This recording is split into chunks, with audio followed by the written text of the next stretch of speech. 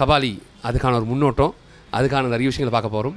என் வாழ்க்கையில் முதல் விஷயம் என்ன அப்படின்னா, நான் யாருக்கு நன்றி சொல்லணும் அப்படின்னா ரஞ்சித் தம்பியா மட்டும் தான். இந்த வாழ்க்கை ரஞ்சித் தம்பியோட வாழ்க்கை. இதுக்கு முன்னாடி நான் படம் பண்ணியிருக்கேன், நிறைய படம் பண்ணியிருக்கேன். அந்த படங்கள் எல்லாமே பெரிய லெவலில் இல்லைனாலும் எனக்கு வாழ்க்கை கொடுத்தது மெட்ராஸ் மட்டும்தான். முதல் என் துவக்கமே மெட்ராஸ் தான். என்ன ஒரு வில்லனாக ஒரு அங்கீகரிக்கும் கொடுத்ததே மெட்ராஸ் மட்டுமே. இதுக்கு முழுக்க காரணம் ரஞ்சித் தம்பியா மட்டுமே.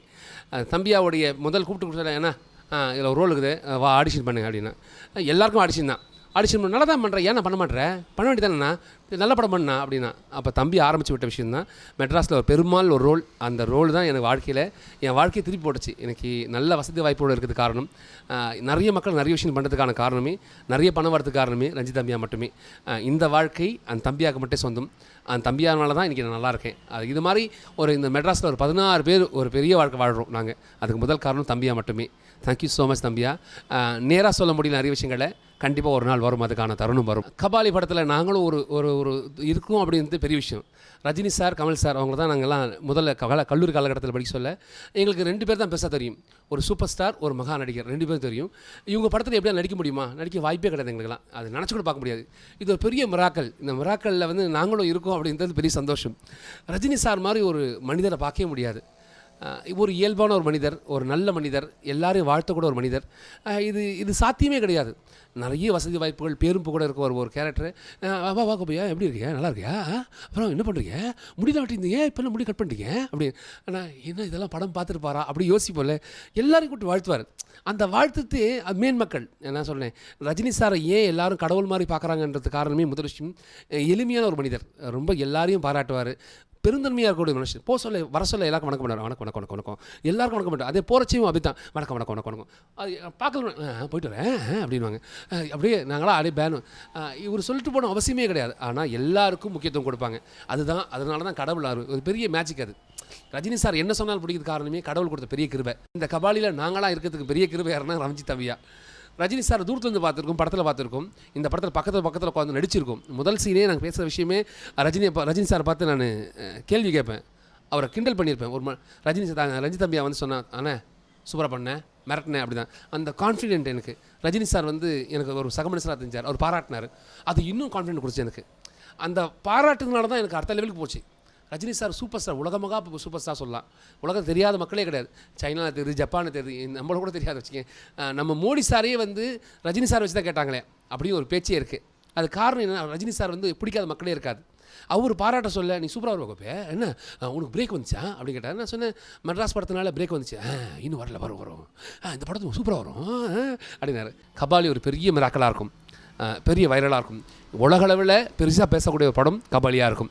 எல்லாருக்கும் பிடிக்கும் கண்டிப்பாக. ஏன் அப்படின்னா நம்மளை தொட்டு போன ஒரு படமாக இருக்கும். இதில் நடித்த எல்லா கதாபாத்திரங்களும் ரொம்ப பேசப்படும். ரொம்ப இயல்பான விஷயங்கள், நிறைய நல்ல மக்கள் நடிச்சிருக்கோம் அந்த படத்தில். எல்லாருமே இயல்பாக நடிச்சிருப்பாங்க. எல்லோரும் ஒட்டி போயிருப்போம் இந்த படத்துக்கு. ரஜினி சாரை பிடிக்காத மக்களை யாருமே இருக்க முடியாது. ரஜினி சாருக்கு முன்னாடி யார் நடித்தாலும், எவ்வளோ பேர் நடிகர் நடித்தாலும் சிறந்த நடித்து மூஞ்சி அடித்து கிழிச்சு ரத்தம் ஊற்றி அடையில யூனிட்டே கைத்தட்டும். சூப்பர் ஐயோ செம்மையாக நடிக்கிறேன் கோப்பி அப்படின்னு அந்த பக்கம் கேமரா வச்சு ரஜினி சார் ஒரே ஒரு இடலக்க மகிழ்ச்சி அப்படி தான் நாங்கள் நடித்தது வேஸ்ட்டு. அது எப்படி சாத்தியம், ஒரே ஒரு பிரேம் அப்படி திரும்பி ஒரு மகிழ்ச்சி சொன்னாலே நாங்கள் நடித்தது தான் வேஸ்ட்டு. நீ எவ்வளோ தான் கஷ்டப்பட்டு நடித்தாலும் யூஸே கிடையாது. அது பெரிய மேஜிக், அது கடவுளோட கிருபை.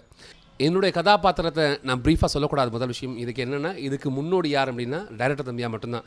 அவங்க வாயில தான் வரணும். இருந்தாலும் என்னோடய டிசைன் எப்படி இருக்கும் மட்டும் சொல்லிடுறேன். இந்த கதாபாத்திரம் ரொம்ப அழகான ஒரு கதாபாத்திரம். இது வரைக்கும் நான் பார்க்காத ஒரு கதாபாத்திரம் பார்ப்பாங்க எல்லாருமே. எனக்கு கோட் ஷூட் போட்டால் எப்படி இருப்பேன், என்னை கோட்டு ஷூட்டு போட்டு ஒரு ரொம்ப அழகாக அலங்கரித்து ஒரு பிரம்மாண்டமாக காட்டியிருப்பாங்க. என் கையில் ஒரு சிகாரை கொடுத்து என் கதாபாத்திரமே அப்படி நிற்கும். நான் ஒரு பிரேம் பண்ணாலே போதும், எனக்கு பெரிய பேர் கிடைக்கும் கண்டிப்பாக. என் கூட நடித்த எல்லா சக நடிகரோடும் எல்லாருக்கும் ஒரு கேரக்டர் தனித்துவம் தெரியும். இதில் இந்த தனித்துவத்துக்கு டைரக்டருடைய பங்களிப்பு தான் பெரிய விஷயமே. தம்பி டிசைன் பண்ண விஷயம் தான் எல்லாமே. எல்லா புகழும் இறைவனுக்கு சொல்லுவாங்க. எந்த புகழ் பொறுத்த வரைக்கும் எல்லா புகழும் ரஞ்சித் தம்பியா மட்டுமே. தம்பி மேல்மேலும் வளர வாழ்த்துக்கள். சீரும் சிறப்பாக இருக்க, நோய் நொடி இல்லாமல் நிறைய விஷயங்கள் பண்ணணும். நிறைய பேருக்கு வாழ்க்கை கொடுத்துருக்காங்க, இன்னும் நிறைய பேர் காத்துட்ருக்காங்க. Thank you so much. எல்லோருக்கும் வணக்கம். நான் கார்த்திக் சுப்பராஜுடைய தகப்பனார். அதாவது சினிமா ஆர்வம் சொல்லும் பொழுது எல்லாருக்குமே அது உள்ளது தான். சினிமான்றது எல்லாருக்குமே உள்ளது ஒரு இதுதான். பட் அதில் பார்த்திங்கன்னா, இப்போ நாங்கள் சினிமா பையனை சின்ன வயசில் படிக்கிற காலத்துலேருந்து எல்லா படங்களும் கூப்பிட்டு போவோம். பட் நாங்கள் எங்கள் ஃபேமிலியில் எல்லாருமே ரஜினி ரசிகர்கள். ஆனால் ரஜினி படம்னா 2-3 தரம் பார்ப்போம். அடுத்தது வந்து எனக்கு கபாலி வந்து ஒரு பெரிய பிரேக் எனக்கு. அது ரஜினி சாரோட நடிக்கிறது வந்து உண்மையிலே ஒரு பெரிய என்னுடைய அதாவது வாழ்நாள் அச்சீவ்மெண்ட்னே சொல்லலாம் அதை. நானும் கலையரசன் 2 படத்தில் நடிச்சிருந்தோம். ஸோ கலையரசன் எனக்கு ஃபோன் பண்ணி சொன்னார், அப்பா இந்த மாதிரி ஒரு சின்ன ரோல் இருக்குது, 2-3 ரோல் இருக்குது, நீங்கள் ட்ரை பண்ணிங்கன்னா வாய்ப்புகள் இருக்குன்னாரு. அப்புறம் என் பையனோடு சொல்ல சொன்னேன், அவனு சொல்லியிருப்பான்னு நினைக்கிறேன். நெக்ஸ்ட் டே டேரக்டரை போய் பார்த்ததும் இமிடியேட்டாக நடிக்கலாம்ப்பா அப்படின்னாரு. பட் இந்தளவுக்கு ஒரு இம்பார்ட்டண்ட் ரோல் தருவார்னு நான் எதிர்பார்க்கவே இல்லை. நல்ல ஒரு கேரக்டர் கொடுத்துருக்காரு. இல்லை நான் ஆக்சுவலாக பார்த்தீங்கன்னா ஒரு 1 மந்த்து மலேசியாவில் இருந்தோம். எடுத்திருக்காங்க, பட் எடிட்டிங் இதெல்லாம் போகும். எப்படி ஒரு 10 மினிட்ஸாவது வரும்னு நினைக்கிறேன். நான் ரஜினி சாரோட பேசியிருக்கேன். அதாவது லெஜெண்டுன்னா லெஜெண்டு. அந்த அளவுக்கு அவர் வந்து எல்லார்கிட்டையும் நல்லா பேசுவார். அவர் அதாவது செட்டுக்கு வந்துட்டாலே எல்லோரையும் விஷ் பண்ணிடுவார். நாங்கள் விஷ் பண்ணுறோமோ இல்லையோ அவர் விஷ் பண்ணிடுவார். வெளியே அவ்வளோ கூட்டம் நிற்கும், எல்லாரையும் படம் முடிஞ்சு போகும்போது இறங்கி கையை காமிச்சிட்டு தான் போவார். அந்தளவுக்கு ஒரு மனிதநேயம் உள்ளவர் அவர்.